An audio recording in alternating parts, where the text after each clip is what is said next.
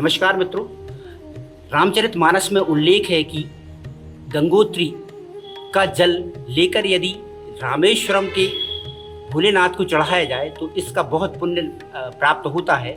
और इस पुण्य को प्राप्त करने के लिए हमारे सागर शहर के retired DPC Shri HP Kurmi ji और उनके साथी श्री पूरन लाल जी निकल पड़े हैं। लेकिन उनके इस संकल्प में एक बहुत अलग बात है, क्योंकि ये संकल्प वो पैदल चलकर पूरा करने वाली है। तो आइए, हम सागर शहर में वो करीब 1200 किलोमीटर की पैदल यात्रा करने के बाद आए हैं, जो उनका गृह नगर भी है। इस अवसर पर हम उनसे मुलाकात करते हैं कि कुर्मी जी से उनके अनुभव जानते हैं और आगे की यात्रा के बारे में भी उनसे चर्चा करेंगे। नमस्कार। नमस्कार। भाई साहब, बताएं हमारे दर्शकों को कि ये संकल्प आपने कब लिया और कैसे आपको इसकी प्रेरणा हुई कि पैदल चलकर गंगोत्री से और रामेश्वरम जाया जाए और जल अर्पण किया जाए। अक्टूबर 2024 में मैं रामचरितमानस का अध्ययन कर रहा था और पहले से करते रहे, तो उसमें लंका कांड में एक चौपाई आई है कि जे रामेश्वर दर्शन करें ते तन तज मम धाम से करें।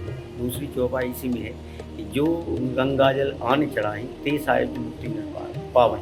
तो इन दो चौपाइयों से मैं प्रेरित होकर के उसी समय मैंने संकल्प लिया था कि मैं गंगोत्री से रामेश्वर जी के लिए पैदल चलकर और गंगा जी का जल अर्पण करूँगा। तो इसमें मतलब चलने में मुझको 1 वर्ष लगभग हो गया, मैं नहीं जा पाया। लेकिन इस वर्ष अभी 1 अक्टूबर को मैं घर से निकला और हाँ, यात्रा पर निकला और वहाँ पर 3 तारीख को मैं गंगोत्री पहुँचा और वहाँ से 4 अक्टूबर को सुबह हम लोग मैं और श्री पूरन लाल जी हम लोग दोनों जन वहाँ से पैदल चले। लगभग ये वो आज 49 दिन हमको पूरे हो गए हैं। लगभग 1200 किलोमीटर की यात्रा हमने पूरी कर ली और ये 3200 के आसपास पूरी टोटल यात्रा है रामेश्वरम तक जाने की। और हम अभी हमें 80 दिन के आसपास और लगेंगे जाने में, ऐसा हम हाँ ऐसा है। और हम प्रतिदिन 20 से 25 किलोमीटर पैदल चलते हैं। पैदल चलते हैं। तो आपको ये कोई विशेष वजह से ये है कि स्वतः सफाई के लिए ये है, तो उसमें संदेश भी देना चाहते हैं? इसमें विशेष वजह तो है, बिना विशेष वजह से तो कोई काम होता जी नहीं। जी। विशेष वजह ये है कि मैंने ये तय किया है कि भगवान की कृपा प्राप्त करने की। और इस प्रसंग में और बताया है कि यदि आप रामेश्वर जी को जल चढ़ाएंगे तो भगवान राम की और शंकर जी की एक साथ कृपा प्राप्त होगा। अच्छा, दोनों हाँ, इस तरह से। तो मैंने सोचा कि फिर ये तो और अच्छा है जी। सो मैं इसलिए ये स्वार्थ पूरा अपना ये कि भगवान राम के चरणों की कृपा मुझे मिले, इसलिए मैं इस यात्रा को कर रहा हूँ। और मेरे जो भी आत्मिक कलमश हैं उन सबको दूर करने की प्रार्थना को लेकर के चल रहा हूँ। और लोक कल्याण की भावना तो है ही, धर्म का प्रचार भी, ये तो साथ में ही, ये तो है ही मुख्य वजह ही। शासकीय सेवा में थी आप, तो शासकीय सेवा के बाद आमतौर पर आदमी रिटायरमेंट के दूसरे प्लान करता है कि कुछ ये करेंगे वो करेंगे, यहाँ जाएंगे वो, लेकिन आपने एक पैदल इतनी बड़ी धार्मिक यात्रा का प्लान किया, तो इसको किस तरीके से? उसमें ये है कि सभी लोग, जब मैं रिटायर हुआ जिस दिन मेरी विदाई पार्टी हुई, तो सब लोगों ने कहा कि अब तीसरी पारी, अब ऐसी खेलना वैसी खेलना, इस टाइप की खूब बड़े बड़े सपने दिखाए। पर मुझे किसी के सपने पसंद नहीं आते। मेरा सपना एक कुछ अलग ही मेरा सपना केवल एक ही था कि मुझे प्रभु के नज़दीक जाना है और प्रभु की चरणों की सेवा करना, उनकी कृपा प्राप्त करना है। और अब ये सांसारिक हमने बहुत कर लिया और इसमें हमको अब इस प्रपंच में नहीं पड़ना, अपन सत्य की ओर, हाँ, की ओर बस एकदम प्रभु की उसमें हमको सेवा मिला।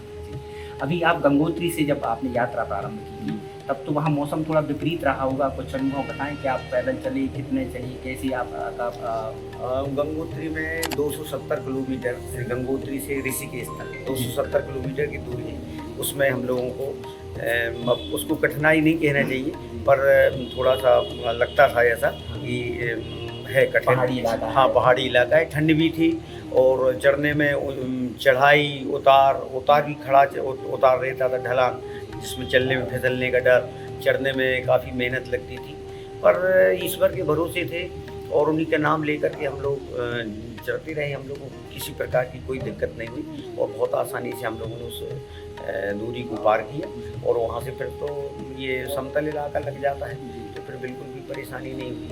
और गीता में कहा गया है कि पर्वतों में मैं हिमालय पर्वत हूँ, तो हिमालय पर्वत पर जब हम लोग चल रहे थे तो ऐसा अनुभव होता था कि हम भगवान की बिल्कुल गोद में बैठ कर चल रहे हैं, हम उनकी शरण में। रोजाना कितने किलोमीटर चलते हो, पड़ाव कितने किलोमीटर पर होता है, कहाँ करते हैं आप अपना पड़ाव? हम लोग सुबह 6 या 6:15 बजे हम लोग चलना शुरू कर देते हैं जी। और दोपहर में हम लोग 1 बजे के आसपास विश्राम करते हैं 1 आध घंटे का, और फिर शाम को हम लोग जो भी गांव पास में मिल जाता है उस गांव में जो भी मंदिर होता है भगवान का, मंदिर में ही पड़ाव करते हाँ हैं? मंदिर में ही अन्यत्र रुकते पड़ाव हैं, नहीं करते? मंदिर में ही रुकते हैं। जी। मंदिर में हम लोग रात्रि विश्राम करते हैं और वहाँ सुबह फिर अपना तैयार होकर फिर अगले पड़ाव की हो जाती है। 20 से 25 किलोमीटर का हम लोग का टारगेट है कि इससे कम नहीं चल रहा। हाँ, तो मैक्सिमम हम लोग 25 चलते हैं, कभी कभार 20 तक रह जाते हैं, लेकिन सामान्य तौर पर हम 25 तक चल लेते हैं। जी। आपके साथी जो हैं पूरन लाल जी, मैं लगता है आप लोग दोनों ही आयु वर्ग के एक हो गए, 63-64 साल के आसपास साथी लोग। हाँ, जी।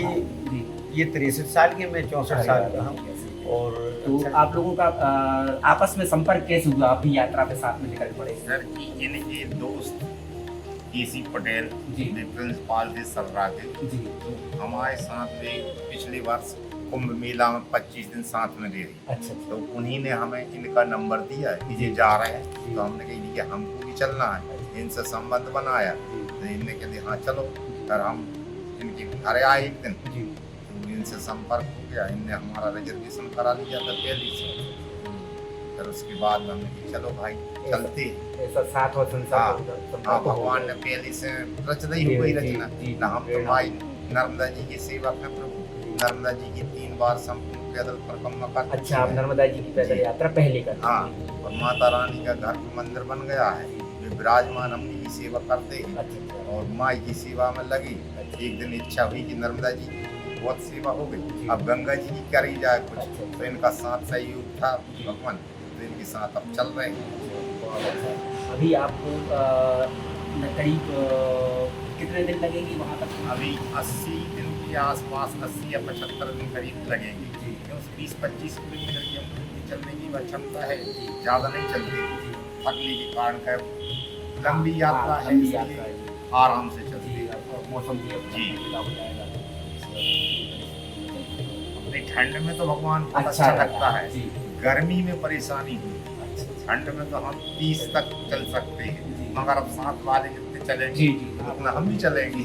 तो इसमें कोई जल्दबाजी का वो भी नहीं है कि भाई आप हाँ। तो जितना समय है वो तो ले सकते हैं। जी सर। भाई साहब, जब आपने यात्रा का संकल्प लिया तो परिवार की क्या प्रतिक्रिया थी? पहले तो शायद थोड़ा सा परिवार ने इसको स्वीकार करने में झिझक हुई, तो परिवार ने विरोध तो नहीं किया है, लेकिन थोड़ी उनको चिंता थी। जैसे हमारी माता जी, उन्होंने असहमति व्यक्त की। हाँ, वो तो बुजुर्ग होंगी। हाँ, बुजुर्ग हैं, 85 साल की, तो उन्होंने कहा कि नहीं, उन्होंने अनुमति नहीं दी थी। और घर के उन लोगों ने तो थोड़ा थोड़ा हल्का किया, कहा कि नहीं जाओ, लेकिन फिर उन्होंने अंततः माने। माता जी से भी हमने फिर प्रार्थना की, तो उनने भी आशीर्वाद दिया कि जाएंगे, और आज आई थी कि मुझे आशीर्वाद दिया है और खुश हैं वो।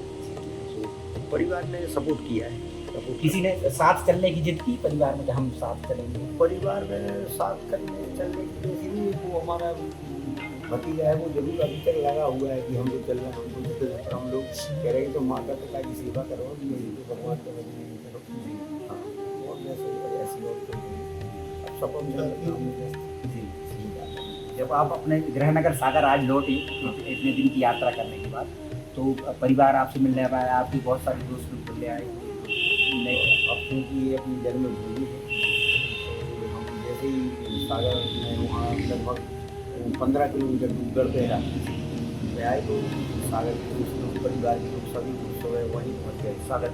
हाँ, और वहाँ से फिर साथ में कीर्तन भजन करते हुए यहाँ तक आए, लगभग 25-30 लोग सभी लोग यहाँ तक आए। और दिन भर यहाँ पे लोगों का तांता लगा रहा है, हम चाहने वालों का, और क्योंकि सब उत्साहवर्धन के लिए आए कि आप बहुत बड़ा काम कर रहे हैं, तो अभी ये मतलब काफी हाँ 12 बजने को है। 12 बजने के और अभी तक मतलब लोग आते रहे, आपने भी देखा भी। हाँ यही तो आपके लिए एक पूजा का काम ऊर्जा करेगा। ये पूरी, अब ये समझ लीजिए हमें, हम पूरी यात्रा कर लेंगे इस ऊर्जा। इस ऊर्जा से। हाँ, और यहाँ भगवान बुद्ध के का आशीर्वाद मिला हुआ है। बहुत बड़े सागर के जाने माने संत मौनी बाबा जी वो स्वयं हमें आशीर्वाद दे दिया है।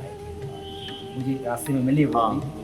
वो यहाँ पे आशीर्वाद, जो उन्होंने सुना कि ये जा रहे हैं, उनसे परिचय नहीं था, फिर भी वो यहाँ आए, स्वयं चले गए। यही तो संतों का आशीर्वाद मिलता है। जी जी, ये बहुत बड़ी बात है। वो आए हैं तो मुझे हाँ, यहाँ के मोहल्ला ने भी काफ़ी तपस्या की है, हाँ, तपस्वी संत हैं। बिल्कुल उन्होंने काफ़ी यहाँ सब सुविधाएं भी रुकने की, दिन भर कार्यक्रम लोगों से मिलने जुलने के लिए, और उन्होंने भी काफ़ी प्रोत्साहित किया। चलिए आपके सारे सब संकल्प पूरे हों। जी जी, बहुत बहुत धन्यवाद आपको। धन्यवाद। कुर्मी जी ने जैसा कि बताया कि परिवार में थोड़ा सा हिचकिचाहट तो थी, लेकिन फिर बाद में सभी राजी हो गए और उनके संकल्प को पूरा करने के लिए पूरे परिवार ने सहयोग किया। न केवल सहयोग किया बल्कि पूरा इंतजाम भी जुटाया। कैमरामैन मनीष गंगेले के साथ मैं प्रवीण पांडे, सार्थक संवाद के लिए।